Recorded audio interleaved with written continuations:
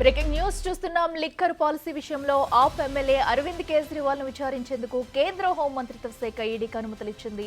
కేజ్రీవాల్ ను విచారించేందుకు అనుమతి ఇవ్వాలని గత ఏడాది డిసెంబర్లో ఈడీ ఢిల్లీ గవర్నర్ను కోరింది. లిక్కర్ స్కామ్ లో కేజ్రీవాల్ ప్రధాన సూత్రధారుడిగా ఈడీ పేర్కొంది.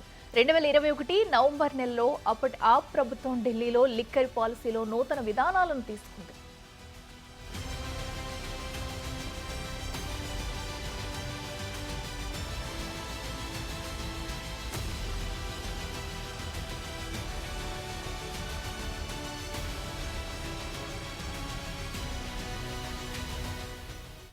ఇదే అంశానికి సంబంధించి మరింత సమాచారం మా ప్రతినిధి శివ అందిస్తారు. శివ, చెప్పండి. కేజ్రీవాల్ కి లిక్కర్ స్కామ్ కేసులో కూడా మరోసారి షాక్ తగిలింది.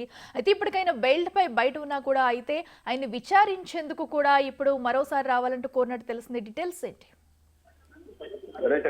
ఢిల్లీ మాజీ సీఎం అరవింద్ కేజ్రీవాల్ కు కేంద్ర హోంశాఖ షాక్ ఇచ్చిందని చెప్పాలి. లిక్కర్ పాలసీ కేసులో కేజ్రీవాల్ విచారించేందుకు ఎన్ఫోర్స్మెంట్ డైరెక్టరేట్ ఈడీకి కేంద్ర హోంశాఖ అనుమతించింది. గత సంవత్సరం డిసెంబర్ లోనే ఢిల్లీ లెఫ్టినెంట్ గవర్నర్ వికే సక్సేనాను అరవింద్ కేజ్రీవాల్ ను విచారించేందుకు అనుమతి కోరింది. అయితే అరవింద్ కేజ్రీవాల్ ను విచారించేందుకు వికే సక్సేనా కూడా పర్మిషన్ ఇచ్చారు. కానీ అరవింద్ కేజ్రీవాల్ విచారణకు హాజరు కాలేదు. అదే ఇప్పుడు కేంద్ర హోంశాఖ కూడా అనుమతి ఇచ్చిన నేపథ్యంలో అరవింద్ కేజ్రీవాల్ కు మరొకసారి నోటీసులు ఇచ్చే అవకాశం అయితే ప్రధానంగా కనిపిస్తా ఉంది.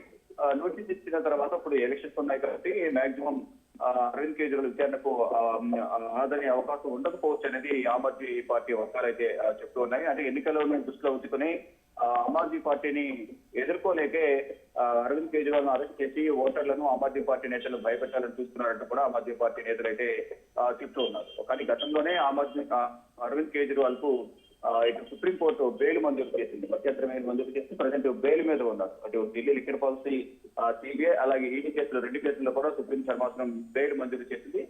ప్రజెంట్ షరతులతో కూడిన బెయిల్ మీద అరవింద్ కేజ్రీవాల్ బయట ఉన్నారు. కానీ విచారణకు సహకరించాలంటూ కూడా సుప్రీం ధర్మాసనం ఆదేశాలు జారీ చేసింది. కానీ మరొకసారి విచారించాలి, లోతైన విచారణ కొనసాగించాలంటూ కూడా ఈడీ ఇటు గవర్నర్, లెఫ్టినెంట్ గవర్నర్ వికే సక్సేనాను అలాగే కేంద్ర హోంశాఖను కోరిన నేపథ్యంగా ఇద్దరు కూడా పర్మిషన్ ఇచ్చారు. ఇక ఇప్పుడు నోటీసులు ఎప్పుడు ఇస్తారనే దాంట్లో మాత్రం ఉత్కంఠ కొనసాగుతుంది. ఒకవేళ ఈ సమయంలో నోటీసులు ఇస్తే వాటిని రాజకీయ పక్ష గానే భావిస్తారంటూ కూడా బీజేపీ వర్గాలు కూడా కొన్ని అంతర్గతంగా చర్చించుకుంటున్నాయి. కానీ ప్రభుత్వం ఏం చేయబోతుంది అంటే ప్రభుత్వం ఆదేశంతో ఈడీ నోటీసులు ఇస్తుంది కాబట్టి ఈడీ ఏ టైంలో నోటీసులు ఇస్తుంది. ప్రజెంట్ ఢిల్లీలో అసెంబ్లీ ఎన్నికలకు సంబంధించి ప్రచారం కొనసాగుతుంది.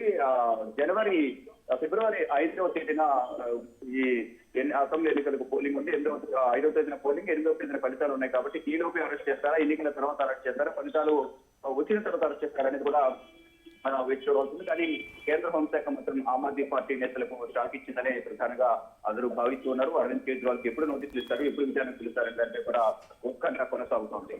అఖిల. Right Shiva, thank you.